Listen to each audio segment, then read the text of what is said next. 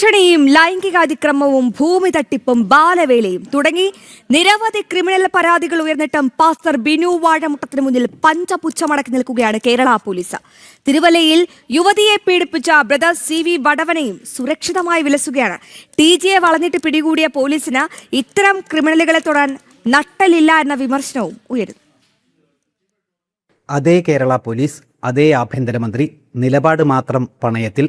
TG മോഹൻദാസിനെ വീട് വളഞ്ഞു പിടികൂടി വീമ്പ് കാട്ടുന്ന പോലീസ് പത്തനംതിട്ടയിൽ പക്ഷേ നടുവളഞ്ഞു നിൽക്കുകയാണ്. ക്രിമിനലുകളായ ചില പാസ്റ്റർമാരുടെ മുന്നിൽ. എലോഹിം ഗ്ലോബൽ വർഷിപ്പ് സെന്ററിലെ പാസ്റ്റർ ബിനു വാഴമുട്ടം ഏതൊക്കെ രീതിയിൽ ക്രിമിനൽ പശ്ചാത്തലമുള്ള ആളാണെന്ന് തെളിഞ്ഞതാണ്. പരാതികളുടെ കൂമ്പാരം പോലീസ് മേശയിൽ ഉണ്ടുതാനും. എന്നാൽ പാസ്റ്ററുടെ വീട്ടിലെത്താൻ പോലീസിന് ഭയമാണ്. അഥവാ പോലീസ് ശ്രമിച്ചാലും ആഭ്യന്തരമന്ത്രിയും മുഖ്യമന്ത്രിയും അതിന് അവരെ സമ്മതിക്കുമോ? VD സതീശനും ചെന്നിത്തലയ്ക്കുമൊക്കെ അത്രമാത്രം വേണ്ടപ്പെട്ടവനാണ് പാസ്റ്റർ ബിനു. ബാലവേല, ലൈംഗികാതിക്രമം, ഭൂമി തട്ടിപ്പ്, ഭീഷണി, മതസ്പർദ്ധ വളർത്തൽ, അങ്ങനെ എന്തെല്ലാം പരാതികൾ പാസ്റ്റർക്കെതിരെ ഉണ്ടായിട്ടുണ്ടെങ്കിലും ആഭ്യന്തര വകുപ്പും പോലീസും പാസ്റ്ററെ തൊടില്ല. സമാനമായി തിരുവല്ലയിൽ യുവതിക്കെതിരെ ലൈംഗികാതിക്രമം നടത്തിയ ബ്രദർ CV വടവനെയും ഒരു കൂസലുമില്ലാതെ വിലസുകയാണ്. യുവതിയുടെ പരാതിയിൽ തിരുവല്ല പോലീസ് കേസെടുത്തെങ്കിലും തുടർ നടപടി ഒന്നും ഉണ്ടായില്ല. വോട്ട് വാങ്ങി വിജയിച്ചതുകൊണ്ട് ക്രിമിനലുകളെ സംരക്ഷിക്കേണ്ട ഗതികേടിലേക്ക് സംസ്ഥാന സർക്കാർ മാറുന്നു. മറുഭാഗത്ത് ക്രിമിനലുകളുടെ ദ്രോഹത്തിൽ നീതി നിഷേധിക്കപ്പെട്ട് മനസ്സ് തളർന്ന ഒരു വിഭാഗവും. കടുത്ത അസന്തുലിതാവസ്ഥയിലാണ് സംസ്ഥാനത്തെ ഭരണ നീതി സംവിധാനങ്ങൾ.